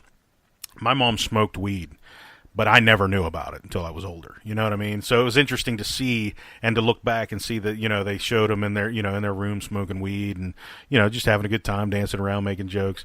You know, Dominique Dunn was, you know, again, she was a little bit older, so, you know, I was attracted to her. You know what I mean? I thought everybody did a great job. Oliver, what's his name? Oh boy, Oliver Robbins. That was the brother. I thought he did a really good job with the iconic, you know, the clown scene and the tree scene at the, you know, and Heather O'Rourke. You know, I mean, I'm not saying that she was a great actress or anything, but she did a good job. And did you know that Drew Barrymore was up for that role? But I did not. But I've been meaning to ask you this fun fact. Uh-oh. Do you know that around the same time, Tobe Hooper was asked to direct E.T.? What? I swear to God, Tobe Hooper was offered the E.T. and he turned it down. No kidding. Well, that's what Spielberg was doing when he supposedly directed this movie, right? Yeah, I think that's how the story goes. He was originally Hooper was offered E.T. and he said no. He said, "I'll do Poltergeist," and then, you know, whatever happened with Poltergeist, right. you know, and I guess we'll never know for sure. That's very but I mean, I'm almost positive it's a Spielberg flick too. Yeah, that's really interesting. I'm not sure I would have enjoyed what he would have done with E.T. That's interesting. That's see, to me, that's a classic. Yeah, yeah. Absolutely. Only Spielberg could have made that movie what it was. Yeah. If Tobe Hooper did it, I don't know. It just wouldn't have been the same. It just wouldn't. I don't think anything but what Spielberg did would have been, you know, acceptable. But do you think things that have bugged me about this movie? I've always felt like it's too polished for a ghost movie. You know what I mean? Like, sure. I know I sound, you know, nitpicky or whatever, but I'll be honest. I always felt like it was such a polished movie, like too clean, you know? Yep. I think that part of that is because they demanded that it be a PG movie. Yeah. So, you know what I mean? If they would have given it an R, maybe, but Spielberg probably agreed, you know, with the studio, let's make this PG. But I think that that's part of the reason this movie isn't what you had hoped it would have been, you personally. You know what I mean? A little bit more graphic with, you know, a little bit grittier. but I don't think they gave Tobe much of a choice. You know what I mean? That's all I can say. That's This is a movie where I think I would have probably preferred the Hooper version over the Spielberg version. You know, right, exactly. But it's as weird as it is to say that. You know, I think. Listen, there are some memorable, scary scenes in this movie. Sure, I'm not saying this is not a scary movie. I mean, I don't personally, I never found it too scary, but like I know a lot of people that nostalgically think this is one of the best horror movies of all time, and that's totally cool. Sure. This is not one that I always go back to. Yeah. But yeah, I think that's my number one. Like I just like when I think this movie, I think polished, way too polished. Yep, like I agree. Just for my taste, I like more of the gritty stuff, but you know, it's more of a nitpick. It's a good movie. You're more of an exploitation 70s type, you know, you prefer those kind of movies, and I definitely get that. And I think that this movie could have still been a classic if it went that way. I really do. You know what I mean? Same here. I think it would have been. It probably wouldn't have been as mainstream. Right. Definitely wouldn't have been. No. But I think it had you added more some really messed up shit in it. Like I mean, why not? I mean, it probably would have been a huge hit. Yeah. Also, James Cameron's in this, who played Frank in Return of the Living Dead, and many I other love movies. him. Yeah. I had to bring him up. He's awesome. But yeah, I mean, like I said, there's a lot of, you know, and I think this is the way movies are. There's a lot of history for me around this movie, you know, with the thing going downstairs, you know, all that stuff. So I think that, you know, I remember showing a group of kids in my neighborhood, because my kids would have friends come over, and you know their parents all knew we were going to watch horror movies, and I showed them the remake of Poltergeist. Have you seen that? My aunt saw it, and she told me it was one of the worst movies she's ever seen. So. I mean, I kind of agree, but they all loved it. You know what I mean? So wow. Yeah, so they definitely probably would not have. I'd say definitely, probably. That doesn't make any sense. But I don't think they would have enjoyed the original then if they thought that was good. You know what I'm saying? So I don't know. I just find that interesting. Today's generation. Ugh. I know. Jesus Christ, that makes me sad to hear that. I know, right. All right. I heard there's like a CGI squirrel in it. Oh yeah, yeah. Well, yeah. There's CGI and everything. I mean, you know, CGI can be done well, but man, if it's not, it's really, really, really bad. That's for damn sure. Absolutely, I agree. It could take you out of a film almost. Sure. But, sure. I'll preface this by saying I do think Poltergeist is a really good movie for what it is. Just not one of my favorites. Gotcha. One I always kind of skip over. Yep. All right, man. Well, the next thing that he did was a music video for Billy Idol. No, he did, but we're not going to talk about that. Great cinematography. Right. Dancing with Myself, if you know that song, old people. Yeah, the next movie he did, I'm going to hold my opinion. I'm going to go ahead and play the trailer real quick. This is the last trailer I have for the movies he did. So awesome. Yep. Had to get the Canon logo in there. Yeah. From the director of Poltergeist and the writer of Alien comes a terrifying new film. I'm getting a very small radar cross-section. 150 miles long. EGR's confirmed. Tell them we have an artificial object out here. In the tail of Halley's Comet, there's something wrong. Something ancient. Something evil. Jesus. Houston, we have a problem. Something's happening to me. Something hungry that's brought to Earth. She's destroyed worlds. That girl was no girl. She was totally alien to this planet and our life form. And totally dangerous.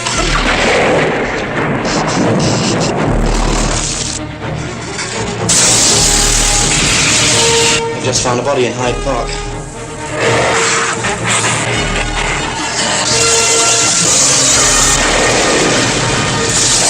Life Force.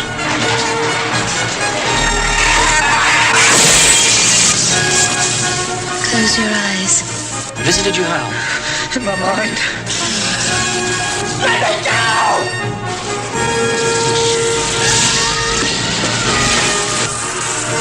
It's already spreading. You didn't stop it. It's too late.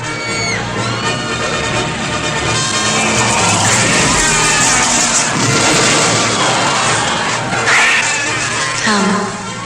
Be with me. Life Force. The terror has just begun.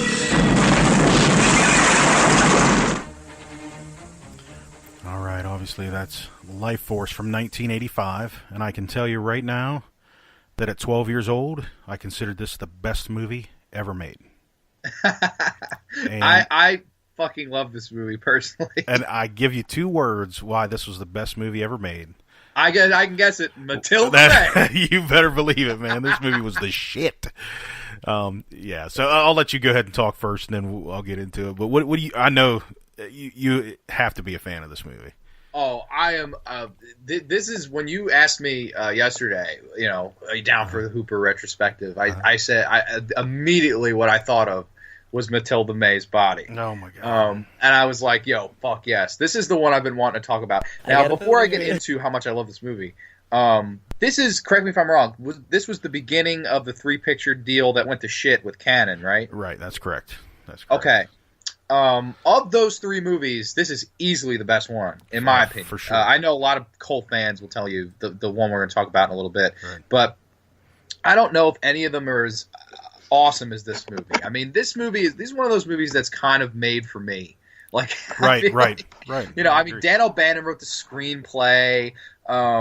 You've got basically what this movie's about is these group of astronauts, and they bring this woman back from outer space, and she's absolutely beautiful, and she's Matilda May, obviously, who is just plays, I guess they call her the space girl. Yep. And she's full frontal naked throughout about 99% of this movie. Yep. And it is phenomenal to watch just for that reason alone. But honestly, I really like that she is like a space vampire. Right. And what she does is she kind of seduces these men and sucks the life force out of them. Yep. And then after they have the life force sucked out of them, they come back as space vampires, and like it goes on, and it only gets crazier from there. Like, I honestly don't want to ruin this movie for people because it is so much fun, and especially where it ends up, it keeps going. It gets crazier and crazier, man. It does. But I love this movie. I think this is one of my favorite Hooper films again too. Like, because it's just so goddamn out there. And Matilda May for president. That's all I got to say. Right, no doubt. Yeah, this movie, I didn't even know what I was getting myself into when I first watched this movie. You know what I mean? It's just one of those things where, you know, the cover looked cool and all that, so I grabbed it. But yeah, you know, without, you know, sounding like a total perv, this Matilda May, if you don't know who Matilda May is, first of all, she's still a very, very attractive woman. Second of all, she's only 19 years old when this movie was made. And so I mean, maybe there's a little bit of a creep factor there for some people. I don't know. I'm 42 years old. Sorry, she's beautiful. I'm 20. It's okay. Yeah, you know what I'm saying. So, anyways, but she was, you know, she didn't really intend to be in this movie this way. I mean, you know, she went out. She was a dancer. She wasn't even an actress, and they sent her out to this audition, not even knowing that it was actually an acting gig, I believe. And they saw her, obviously, and just, you know, they signed her up. And, you know, it's not like she has to pull off a lot of lines or anything in this movie. Because she, as far as I know, I don't think she says anything, does she? No. If I remember correctly. But yeah, I mean, she spends 90% of the movie naked and 36. I mean, she's just got an unbelievable body, and you know, obviously that, you know, as soon as they saw her, they cast her in this movie. But you know, this movie also has Steve Rails back in it, who's really, really good. You know, played Charles Manson in Helter Skelter, and you know, I mean, he does a decent job. I mean, I have to be honest with you, some people really, really like his acting. I think he's just a regular, everyday Joe actor. I don't think there's anything special. You know, Peter Firth is in this. Patrick Stewart is in this. So you know, I mean, you know, it's not all just about her, although. I remember the first 37 times I watched this movie, I didn't even know anybody else had any lines. But yeah, it's just a crazy out there, you know, she's sucking the life. Boy, that was a bad choice of words. She's taking the life force from everybody. She's sucking the life force out of them. Yeah. I don't know how else to put it, right? But yeah, but again, it's just a crazy, you know, I don't think there's any, you know, humor in this movie. You know what I mean? It's not like they take it that way. You know, they take this movie serious. Like John said, Dan O'Bannon wrote this movie the year before he directed Return of the Living Dead. So, you know, I mean, there's a lot of talent going on here. You know what I mean? From Tobe Hooper to him to Steve Rails. But, you know, there's a lot of good people in this. But this movie definitely isn't for everybody. I mean, you know, some people looking for a, you know, twist on a sci-fi movie or a horror movie, this is definitely the way to go.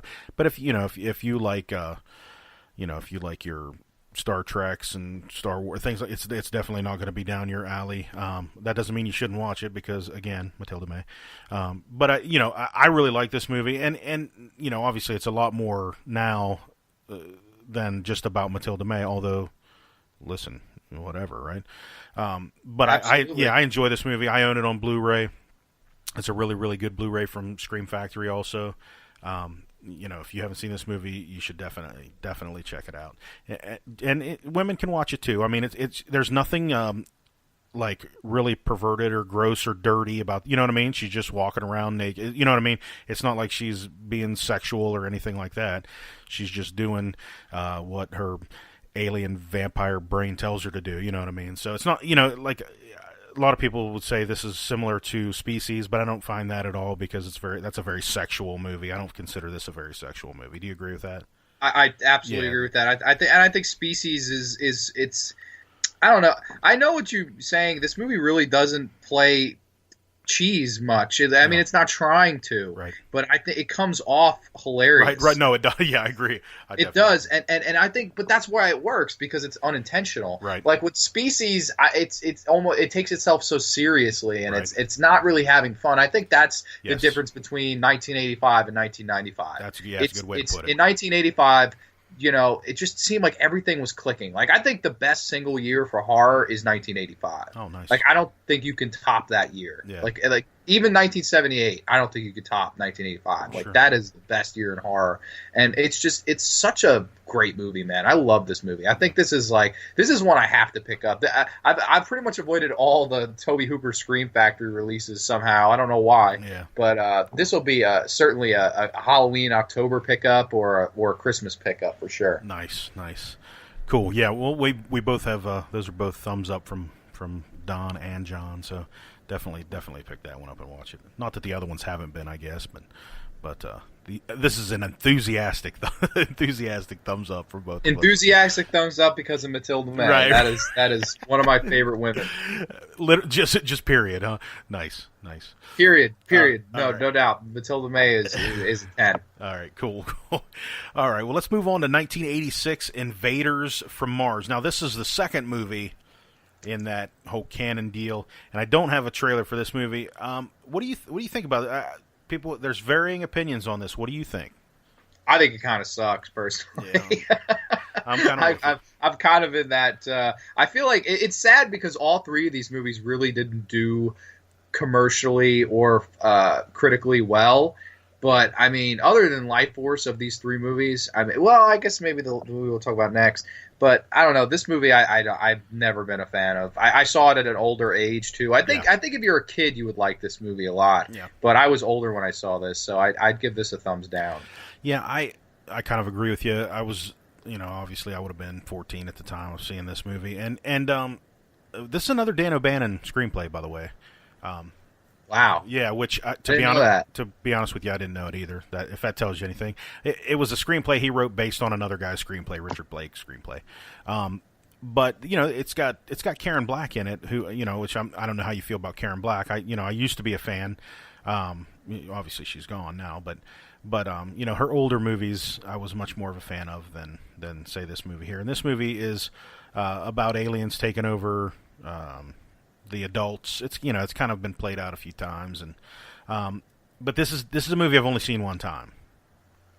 So that if that tells you, what I mean, if that tells you anything about how ho hum it was, I've only seen it the one time, and I never went back to watch it again. Maybe I should now that I'm a little bit older, but you know what, I may have seen it more than once, but back then it would have been back then that I saw it, when I was a kid. So, but maybe it's something I need to go back to. Also, Lorraine Newman is in this movie also, and James Cameron's also, and I don't want to leave anybody out.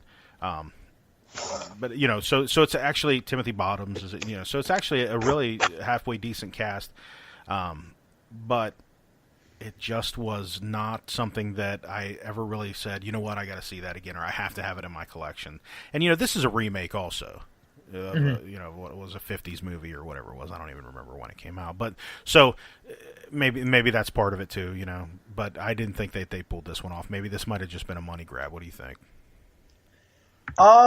I'm not sure what this was really. Was this? I don't know why. When I see it, I think of like a kids film. Yeah. You think it's trying to be a kids film? I guess.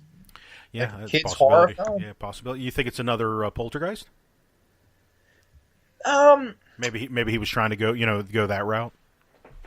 It's possible. I mean, I don't know. This is a movie I haven't seen. I've only seen it twice, and I honestly have always just thought blah about it. Yeah. I think if you show this to a kid and the kid is like, fairly positive, I think the kids would like it. Yeah. But it's just not like, it's not one of those movies that ages well at all. Like it really shows its age, and it's weird because a movie like Life Force doesn't at all, which came up before this. So it doesn't make any sense. But yeah, I would give. I don't know. I'm not a big fan of Invaders from Mars. I think if you showed it to a kid, I think it would be a lot more liked. Yeah. Well, let me tell you what thinking about it right now, what it probably was the year before this, back in 1985, when Life Force came out. There was another huge movie that came out, and it was a kids movie. Huge. Let me say it again. Huge. It's called The Goonies. You ever heard of that? Absolutely, yeah. But maybe that's what they were trying to do. You know what I mean? Maybe they were trying to make a kids movie because kids movie, and they were, now that I think back, kids movies, 84, 85, 86, they were, I mean, and they were, I mean, Stand By Me in 86, exactly, which is probably my favorite of those. And then probably, I know a lot of people are big fans of the Monster Squad. I think that's probably the number one movie I disagree with most horror fiends. They probably despise me for not a Monster Squad fan? Squad as much as most.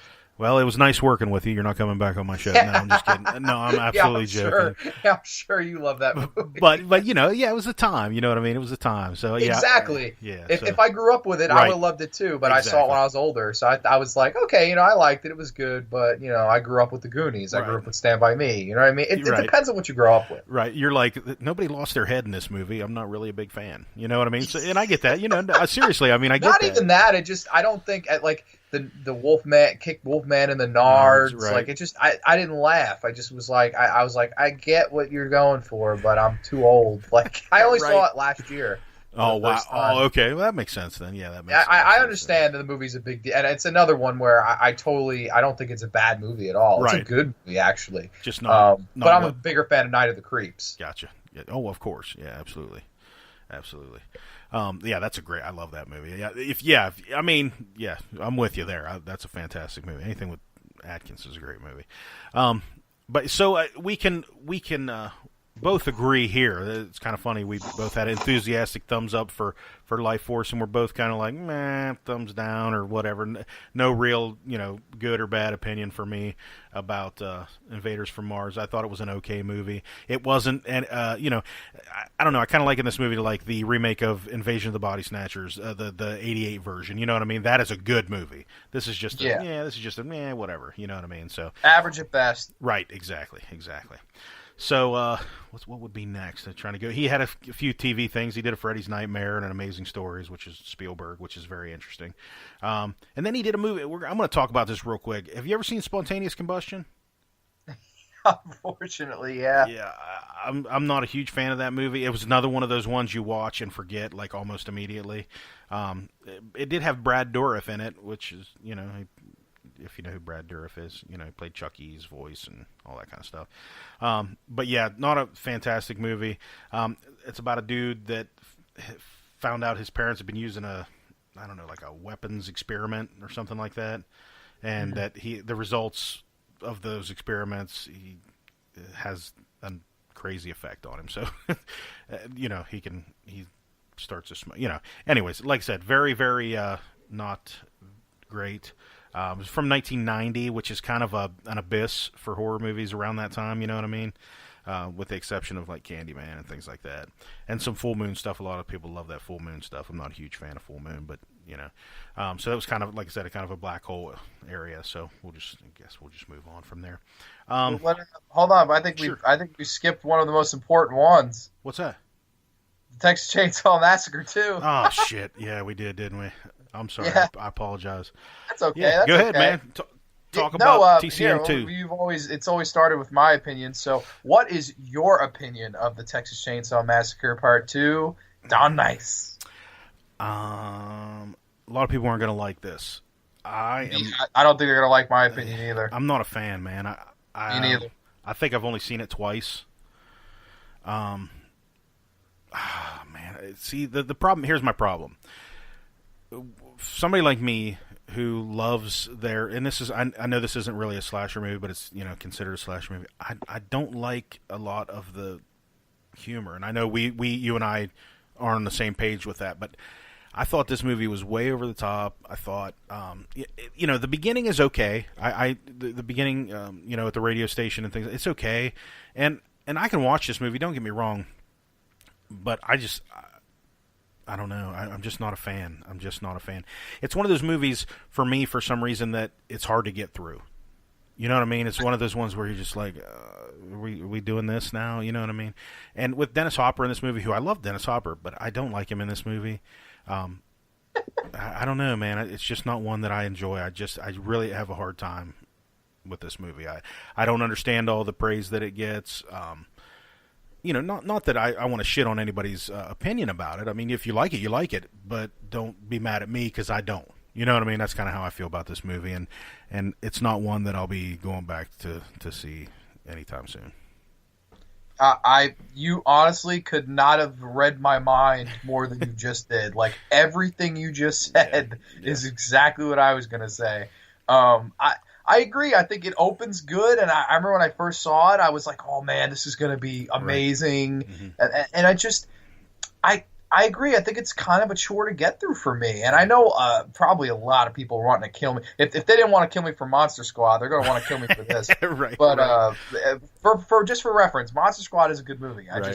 No nostalgia there for me. Sure. It's just, you got to understand that. I come from a different time. Like, sure. I did not.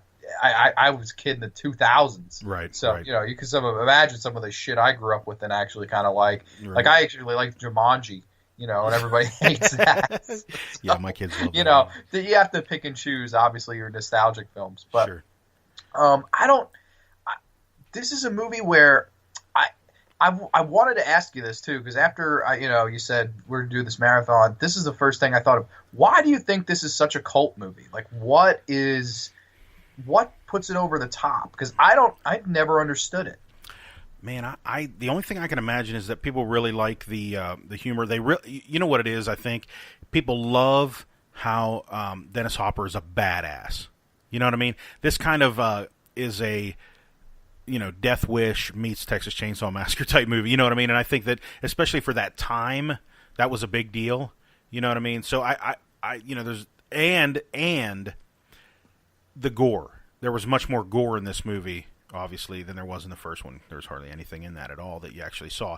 So those things combined, and again, with the time that it came out, I think that that's really what it's all about. People love the gore, and people love the badass. You know what I mean? So I think that, and some people just really dig that the comedy in the movie. You know what I mean? And I say comedy very loosely because I don't feel like it's an overplayed type of comedy. You know what I mean? I don't feel like it's slapstick or anything like that.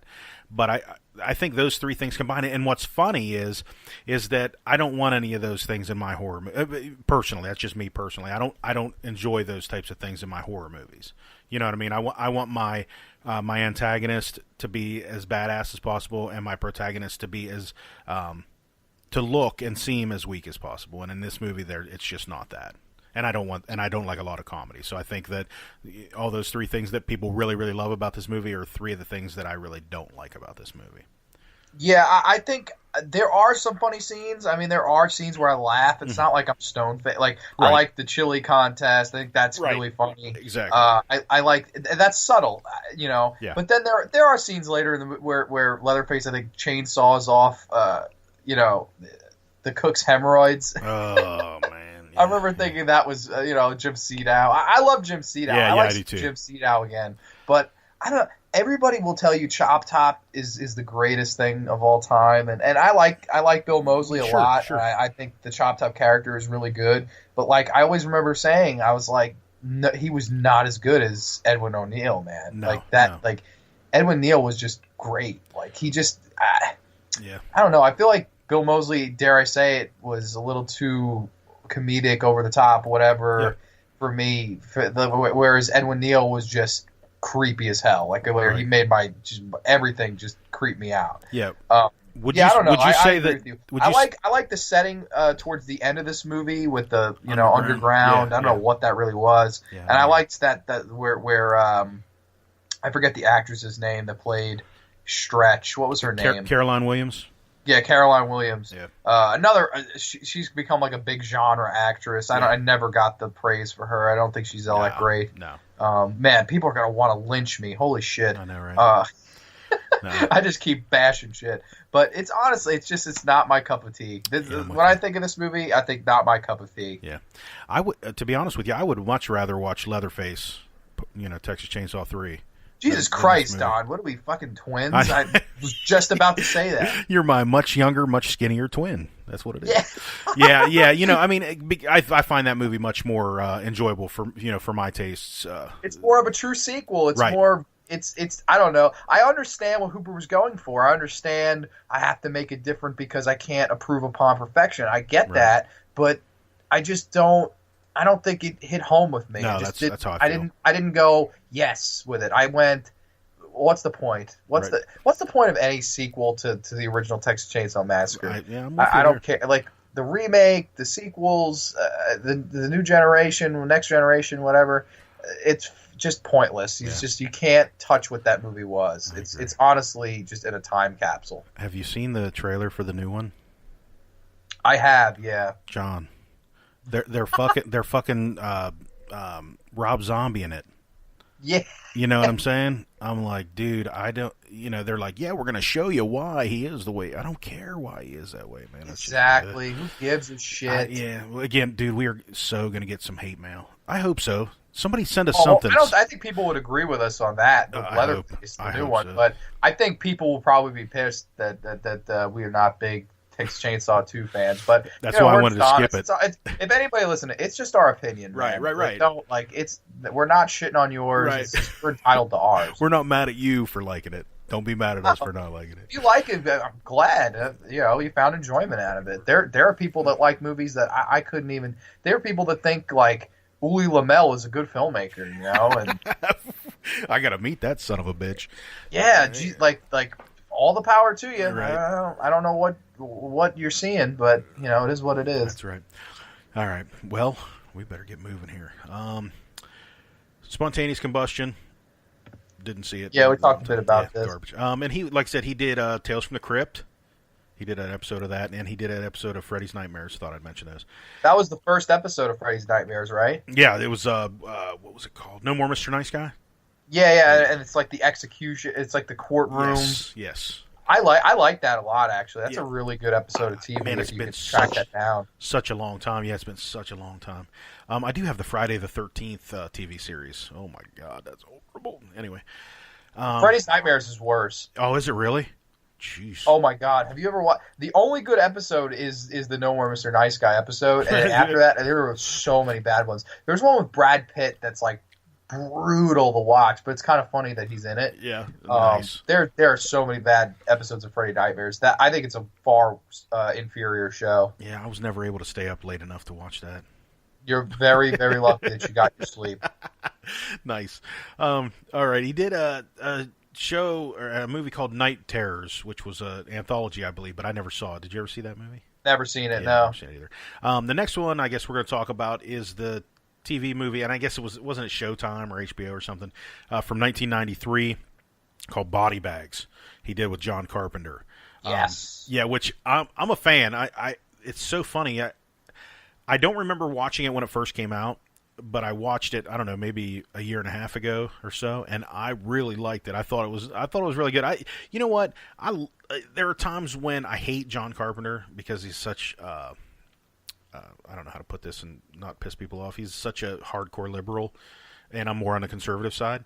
But there are sometimes I love him, man. And and in these little blurbs in between these things, and he's playing the morgue worker, I just love. He seems like such a fan. And I love that about this movie. I guess I didn't want to. We're not getting into it to talk about John Carpenter. But Tobe Hooper directed. Which one of these did he direct? I can't remember. He directed the one with Mark Hamill and The Eye. Oh yeah, The Eye. Yeah. Again, Probably not my favorite. Me neither. In this I like movie. the one with Stacey Keach. Sorry, Toby, but this is a really good movie. Overall, it's a good movie, and it's okay. I mean, again, it's another one of those situations where it's not like you go, oh my god, this is horrible. Let's fast forward to the next part or skip to the next part. But I watch it, and it's weird to see Mark Hamill in anything, don't you think? Because he's completely Luke Skywalker. Right. So for somebody from my generation, it's just weird to see him in anything else. And he's done 1,000 movies. But this movie overall is a really good movie. Like I said, I would prefer to talk about the other ones personally. The other episodes. Is your favorite the one with Stacey Keach with the hair? Yes, absolutely. That's my favorite one too. Yeah. So I like Wes Craven did a cameo as an actor. I mean, Tom Arnold, there's a lot of really, Sam Raimi is, David Naughton. So, there's a lot of really, really cool people in this. This isn't a top notch or anything like that, but I think this is worth a buy. They also have it out on Scream Factory. What do you think? It's a fun anthology. Yeah. I think the most interesting thing about this movie is that it features 3 of the big 4. Yeah. Yep. You've got Craven, Carpenter, and Hooper. Like Right. It's a horror Mark's wet dream. Yeah, it is. Yeah. It's all you're missing is George Romero. I mean, then it would have been like, holy shit. It's funny. I think I find a few things funny. One, it didn't go to theaters. You have the 3 biggest names in horror. 3 of the 4 biggest names in horror didn't go to a theater. Very interesting. And it's not really a serious movie. It's honestly more of a tongue-in-cheek, kind of movie. But I've always enjoyed it. I think The Eye is a good segment. I love the Stacey Keach one is the best in my opinion. Yeah, for sure. But yeah, I've always liked this movie. I don't think it's. I agree. I don't think it's great, but I think it's totally a fun time, and it's cool to see that all these guys got together, and did some kind of a collaboration. It's kind of cool. I guess Romero instead of this did the one with Dario Argento, Two Evil Eyes. Two Evil Eyes, yeah. Yeah. So I mean, right around this time we had all these horror directors from the '80s coming together and giving us just above average anthology films. Right. I prefer this one over Two Evil Eyes, don't you? Absolutely. Yeah, it's way more fun. Yeah. They were being a little more serious in Two Evil Eyes than the guys were in this movie for sure. But yeah, this is definitely worth a watch. And you don't have to put in an hour and a half. You could watch one episode and then go back. You know what I'm saying? So this is a really quick watch. And like I said, they're like I said, middle of the road, but pretty good. So. Yeah, it runs about an hour and a half, if that. Yep. Yeah. So, and there's 3 episodes, right? Yeah, there's only those 3, right? The gas station, hair, and the eye. Right? Yeah. Yeah. And I don't know if we're going to talk about this too much, but the next one is 1995's The Mangler. Oh God. Which was really, really not good times. Again, another, it had Robert Englund, Ted Levine, Tobe Hooper directed, but it just missed the mark, in my opinion. And this is another Stephen King story, right?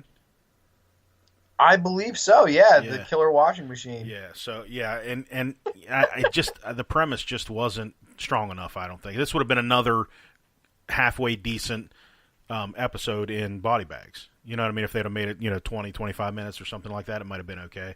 But it really missed the mark, in my opinion. What do you think? Terrible movie. One of Hooper's worst. Yeah, I agree. Yeah, it got a Metascore from Metacritic of 8. So if that tells you anything. That's great. Couldn't even break the double digits. It's about a laundry folding machine that has been possessed by a demon from hell.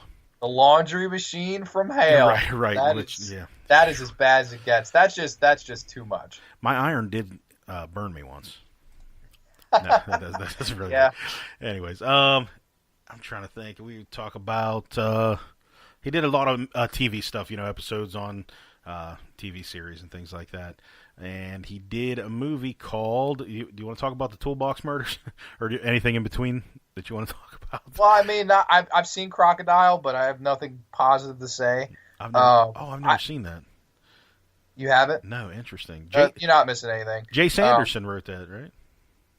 I am not sure. Hold on, let me. I have his filmography right up here. Yeah, Jay Sanderson did write the screenplay. Yes. Okay. Who wrote, nothing to run home about. Really bad movie. Jay Sanderson wrote Mother of Tears and Night of the Demons remake and things like that. If anybody was interested. Yeah, it wasn't one of his best writing efforts at all. I actually remember renting that one when I was a little kid. That was one of first. That's probably one of the first Tobe Hooper films I ever saw. But no, didn't like it then. Don't like it now. Yeah, the Toolbox Murders from '04. This is probably his last movie that's like average to above average to passable. Yeah. I think it's okay in spots. I think it's boring in others. And honestly, if I'm in a good mood, I like this movie. If I'm in a bad mood, I can't get through it sometimes. It's a very polarizing movie for me. Yeah. I believe Angela Bettis is in it. Yes. And Sherry Moon is in this. This is one of the only movies not made by Rob Zombie that I can remember her in. And you know, we all love Sherry Moon. Just looking at Sherry Moon, I didn't know she was in this. Holy yeah, I think smokes. she's in the opening scene, isn't she? I don't remember. Well, that just shows you that I don't remember that. But oh my gosh, I'm gonna have to watch it again. I'm listen. I don't know what it is, but I find her super attractive. Do you find her like really attractive? I don't see how you couldn't find her Okay, attractive. all right, so I'm not crazy then. Yeah, I find her really. She's the best part of any Rob Zombie movie for sure. Yeah, I believe she's killed in the opening few scenes or something in this movie. She doesn't have she's not like the lead. Angela Bettis is the lead. Right. But yeah, it's okay remake. Nothing like the original. I never thought the original was great. Never thought the remake was great. That just to me falls in the average slasher category. Gotcha. I'm a fan of the original, but I'm not a fan of the remake. I don't think it's very good. He did a Mortuary, which is so god awful. Oh God! Yeah, it was really, really hard to watch for sure. And you know, I remember watching this on the Sci-Fi Channel and being excited when it started. You know, I was like, "Oh, Denise Crosby, we got some, got some Pet Sematary alumni. We got Tobe Hooper directing. We got a cool location. Let's see where we go." Yeah. Didn't go far. We went right into CGI land, and it is really one of his worst movies. I mean, it's bad. Yeah. It's one of those movies that I think had a good story. Like, had this been made in the 80s or 70s, I think it could have been really good. Yeah, I agree. Had you done practical effects. Right. But this is one of those movies where the CGI just murders the movie. It just murders any and all momentum this movie had. Yeah, bad stuff. Really bad stuff. I agree. I think probably next to The Mangler, I would say The Mangler is the worst movie he ever made. Mortuary would probably be number 2. Wow. Yeah. Anyway. I was thinking back about that movie, and man, you're right. It could have been done well. It could have been something, and maybe that's what he was hoping for. But that movie made less than $400,000. Can you believe it? It had potential. It really did. I'm not going to say that the story was bad because it wasn't. Yeah. But it's just one of those movies where it's just like it's hurtful to watch. It's like, yo, this is one of horror's elite, right? And exactly. He's making something like this. Like, I know people shit on Romero all day with Survival and Diary of the Dead. Those movies are Raiders of the Lost Ark. Right. Compared to Mortuary. Right. If you and I would have made Mortuary, if you and I would have made Mortuary, it would have been a classic. But since it was Tobe Hooper, absolutely. If I could ever make a movie, that's a bucket list thing. If I could ever make a horror movie, I don't care what it was received as. I would be proud that I'm like in the genre somewhere. Right. It's almost like getting your first hit in baseball. It's like you're in the books getting a hit in Major League. Do you think we would be invited to the horror directors dinner that they used to have if we made? Well, I mean, if we were, who would be? We'd be there with like who? Like Eli Roth? Oh, jeez. Oh, Jesus! I don't know if I could sit with him at a day. Be like, no, I'm good. I'll just eat at home. I'd be like, I get there and he's like talking about how great, how much he loves Cannibal Holocaust and how much he misses the point, and how I heard him on Chris Jericho's podcast. And I thought this was a fun fact I've been meaning to tell you. Chris Jericho was talking about his favorite slasher film of all time. Yeah. You want to take a guess what that was? Please tell me it was Madman.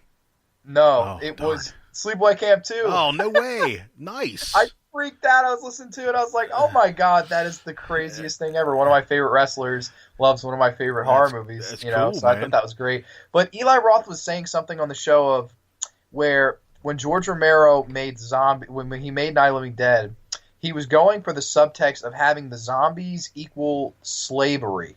I swear to God, it's what he said. And he went on and on about like how zombies were a statement on race and how zombies were. I was just like, what is he saying? I was like, is he serious right now? Like, I've heard a million people talk about how they shoot Dwayne Jones at the end, and that That's sense. Absolutely, you know. Yeah. Granted, it's unintended. Romero wasn't trying to make a statement. He was just trying to make a movie. Right. And he said that about 300 times in his life, but people still don't believe it. But zombies metaphor for slavery? Huh. What? I was like, that is the dumbest thing I've ever heard. Like, what are you talking about? That's insane. Reading into everything. See, people only see what they want to see, man. You know, I've heard that 1,000 times. Yeah, every weekend he had that in mind. He went there saying, "This is going to be my big statement on fucking slavery." Like, I was watching. I was just like, Jesus Christ, Eli Roth can be such a goddamn idiot at some point. Just chalk that up to as another reason why I think he's a moron.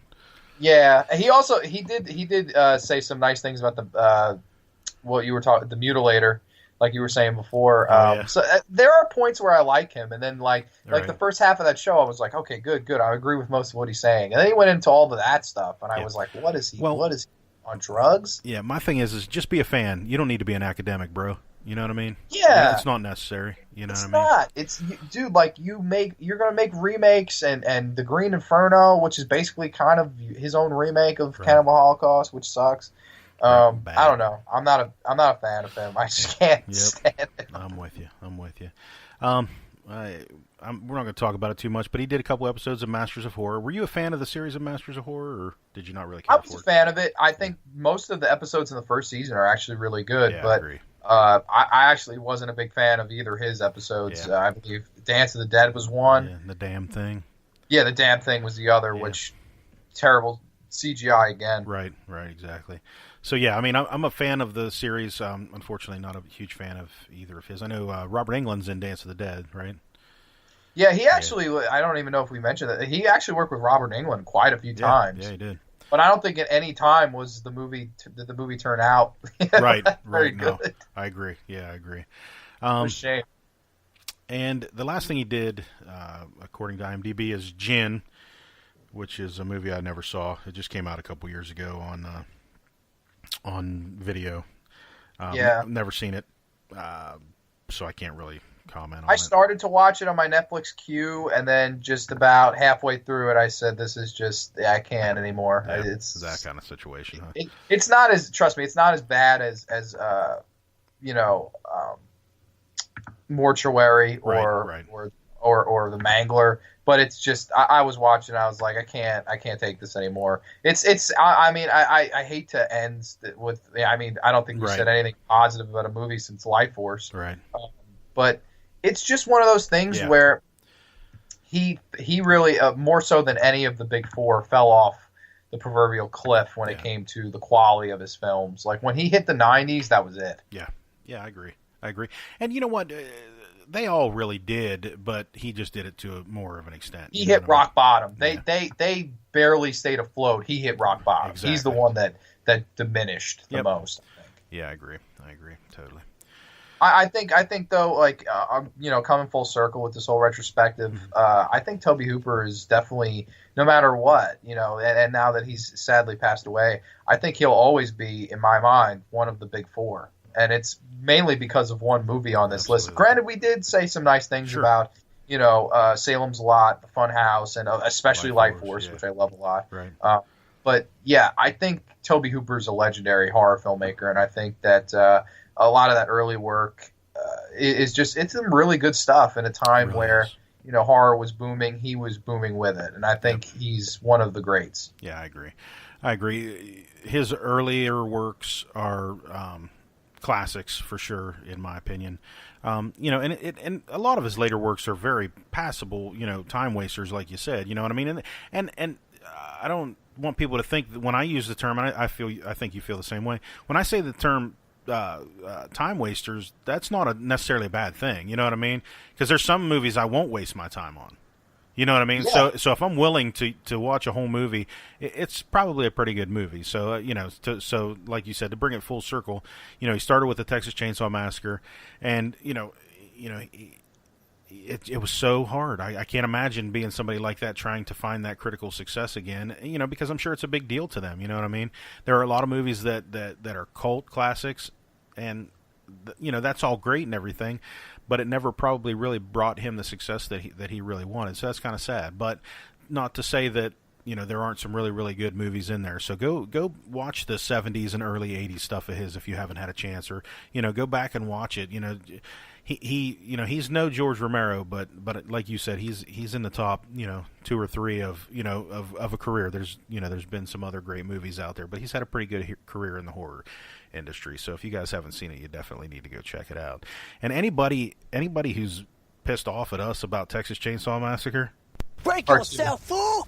That's all I gotta say. Break yourself, fool, because we don't like it, and you can suck it. No, I'm just kidding.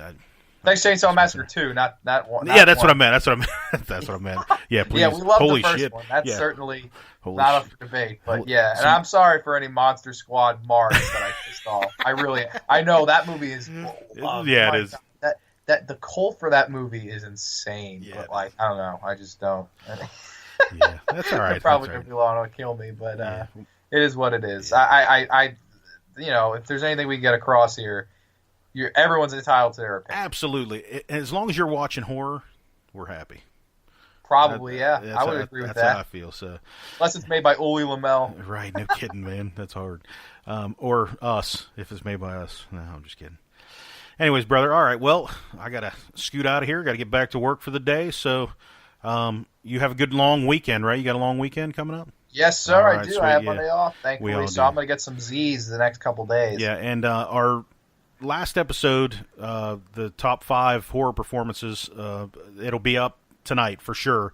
I had some problems with my computer last night. I wasn't able to get it up, so it'll definitely be up tonight, and this will probably be out early next week, so definitely look for it. I know I'm telling people to look for it when they can't hear it. Anyways, brother, have a great weekend, and we'll be in contact about what we're going to do next time. You too, buddy. Be All good. Right. Yep, you too. Peace. Peace out.